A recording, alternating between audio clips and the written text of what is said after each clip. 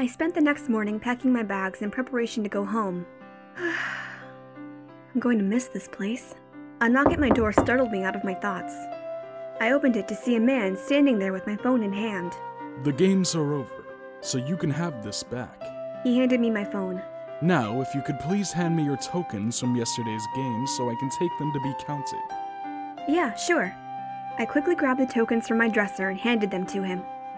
So, when will the winners be announced? Tonight, at the ball. Good luck, Miss C. With that, he turned on his heel and walked away. It's really over.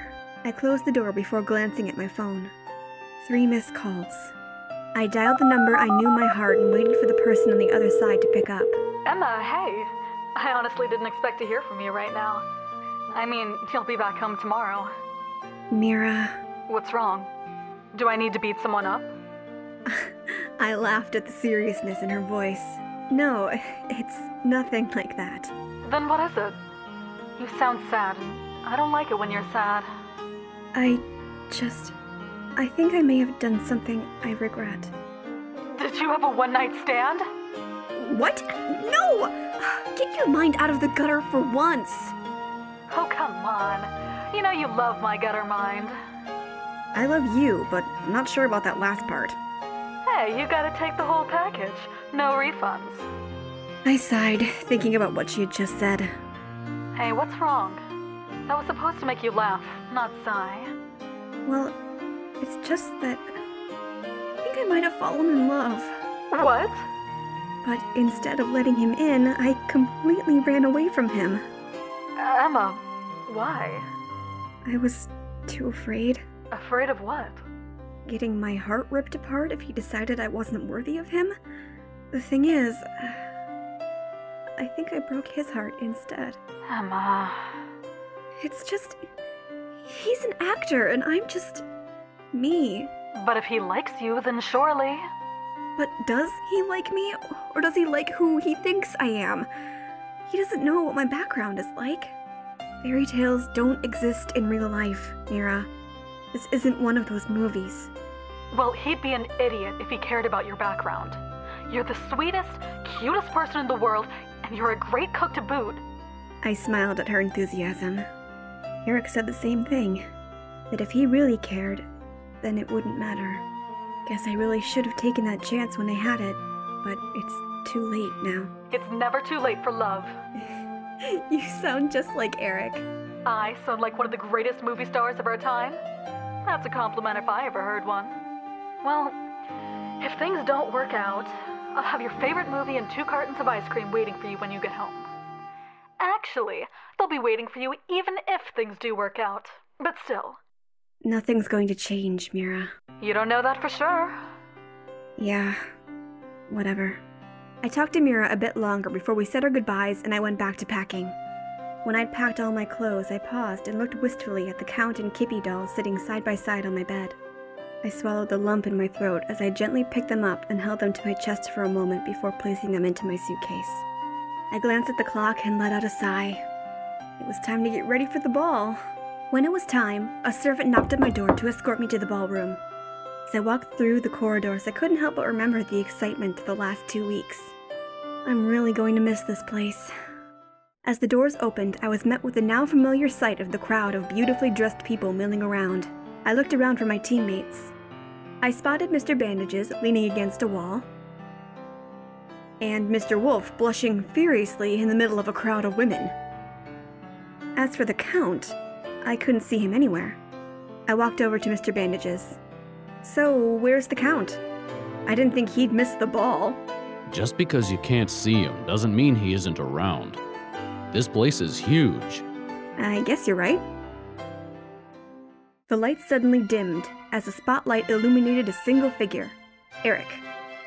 Good evening to all my guests. I would once again like to thank all of you for attending this event of mine. It wouldn't have been the same without every single one of you here. I'd also like to thank my staff for being so understanding and working so hard ensuring the games ran as smoothly as they did. Now, as some of you have already figured out, this is the last annual Valdemar Spectacular that I will be hosting. A murmur ran through the crowd. I looked up at Mr. Bandages to see his unhappy, silent expression. It's truly been an honor for me. If anyone else wishes to pick up the tradition, by all means do so. Invite me, and I'll gladly join in the games. Just don't ask me to host them. Humorous laughter ran through the crowd. I'm afraid I've gotten too old for this.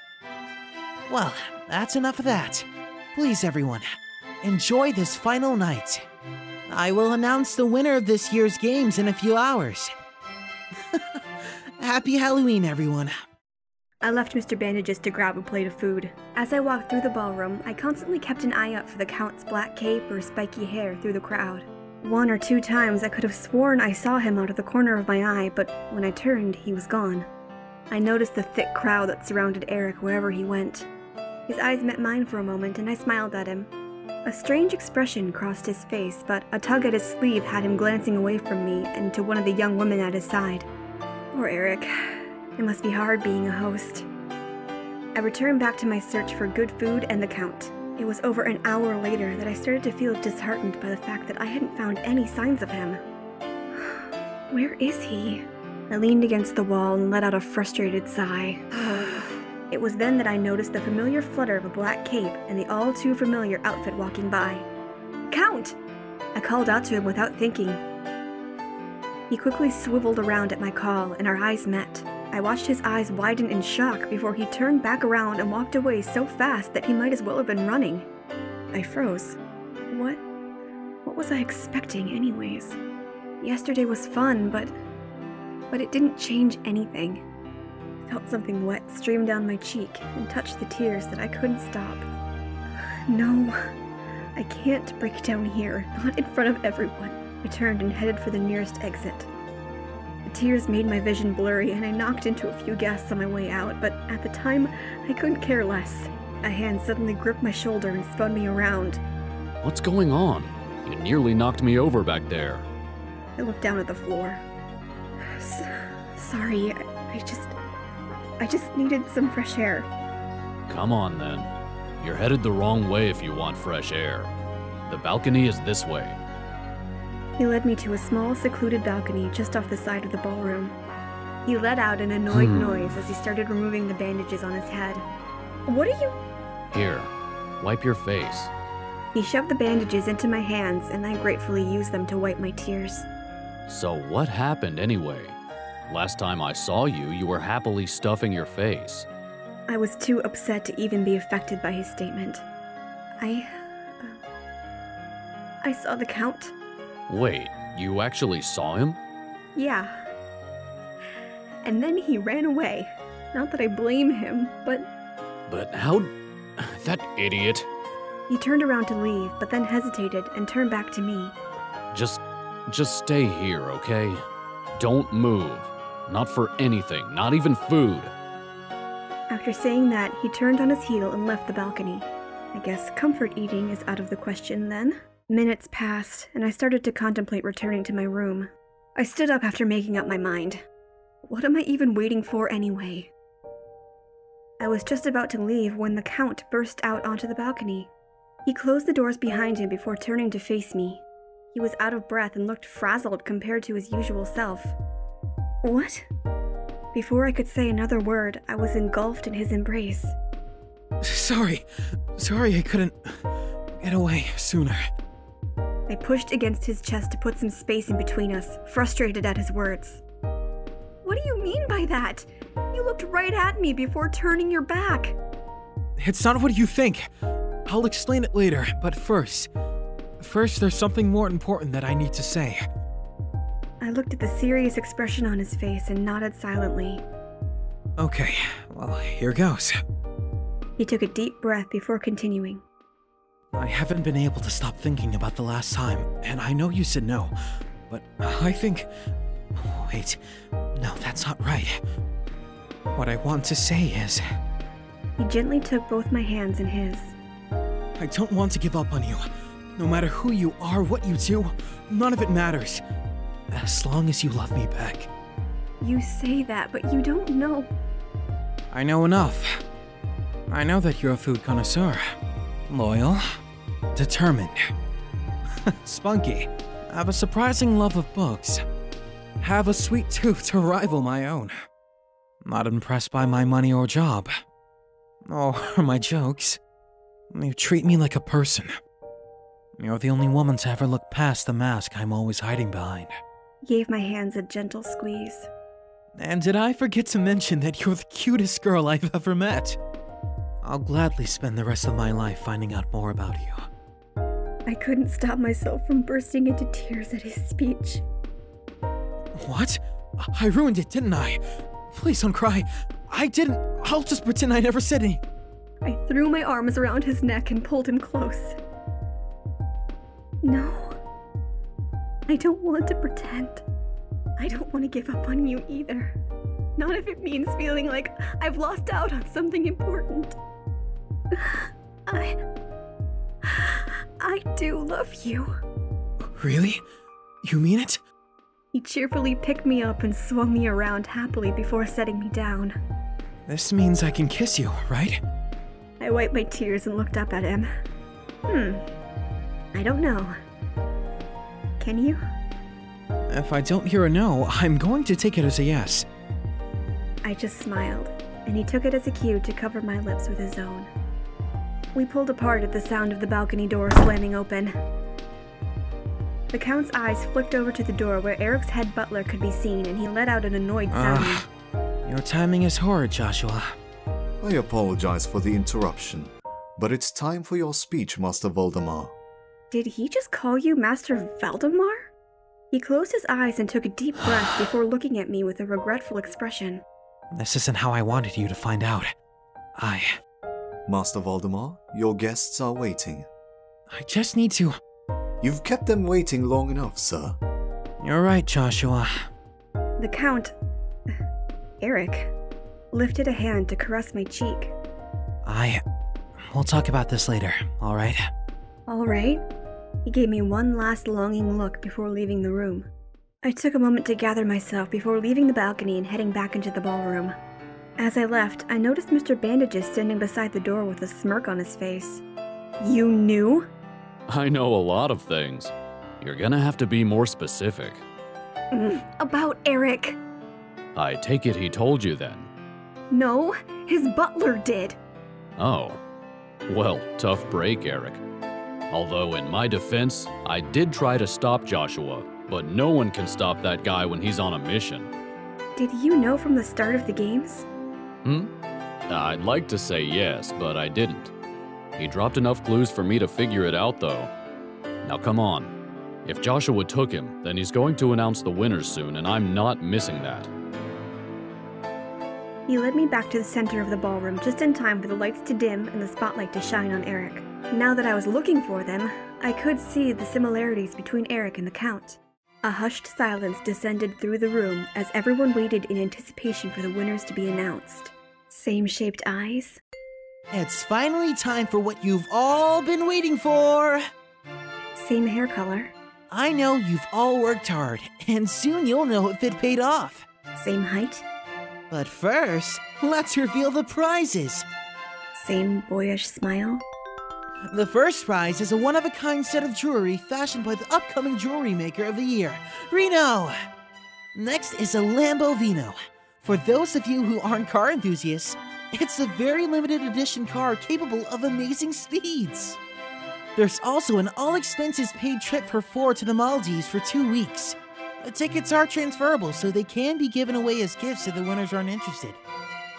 And lastly, there's a magnificent framed painting of Kippy painted by yours truly. The crowd groaned loudly at this. Okay, I kid. I didn't paint it. It was painted by an up-and-coming artist, though.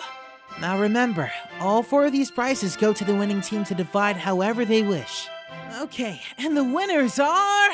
Mr. Wolf, Mr. Bandages, the Count, and Miss Archer! Congratulations! Give it up for them, everybody! The crowd burst into applause, even as Mr. Bandages and I stared at each other in shock. Holy crap, we actually won. Please come up to collect your trophy. Yes, there's a trophy too. Mr. Bandages and I made our way to the stage, and I noticed Mr. Wolf and someone dressed as the Count do so too. Mr. Bandages fixed Erik with a glare. That car is mine. That's for you to discuss with your team. It's no matter of mine. We did it! We did! The Count just remained silently smiling. Aren't you excited, Count? I watched the imposter's eyes widen and dart around before he nodded. The Count has a bit of a sore throat, Mr. Wolf. Oh, I'm sorry, Count. I hope you feel better soon. Mr. Wolf looked at the Count for a moment longer. Is it just me, or is there something different about the Count? Oh, you know what they say. You look like a totally different person when sick. I guess you're right. I looked closely at the Count and noticed a few subtle differences from the face I had grown so used to seeing. They weren't major, but definitely enough for someone who was looking closely to notice. And that concludes the final night of the Valdemar games. There's still plenty of food, drinks, and music, so don't hurry off just yet. Enjoy this final night! He gave the others a final handshake before coming to me and offering a hand. Meet me later, Ed. Before he could finish his sentence, the crowd had converged on him once again and pushed me away. Yeah, I don't think I'll ever get used to seeing that happen. Now, back to business. That car is mine. Divide the rest however you want, but no one else is touching that car. Oh, and Count says he wants that Kippy picture. We all turned to him in shock. Don't look at me. He mouthed that he wanted it. I just lip read. So that just leaves the trip and the jewelry. The jewelry is beautiful, but I think it'll suit you much more than me. Oh, well then you can have the trip. Well, I'm not sure I have 3 other people I'd want to spend 2 whole weeks with. Why don't we all take a ticket and have a reunion one day? The tickets don't have an expiration date. That sounds awesome! Hey, Mr. Wolf, didn't you say you'd sing us a victory song? I did, didn't I? Well, go up there and show us what you've got. You just want to know who I am. I won't deny that. Now, are you gonna sing or not? Mr. Wolf spoke to the musicians that were playing before heading towards the mic. He seemed like a different person as he grasped it. Okay. If I can get everyone's attention, I'd like to dedicate this song to my newfound friends. I've spent 2 unforgettable weeks with them. I hope they enjoyed it as much as I did. A familiar tune began to play and heads swiveled in his direction. Oh gosh, that's Tiger! I touched Tiger! That timid wolf is Tiger? Will wonders never cease? Damn, Mira is going to be so jealous. He finished his song and smiled at us, before being carried away by a sea of screaming fangirls. Should we help him out? Are you kidding me? You want to jump in there with those vultures? I learned my lesson after the one time I tried to help Erik. No thank you. It's safer to create a distraction, and I've already used up mine. Do I even want to know? No. No, you don't. Well, I still think we should help him. And Erik will never forgive me if I let something happen to you. Fine, I'll help, but I'm telling you now, it needs to be big. We began to plot a way to save Mr. Wolf and escape from the fangirls.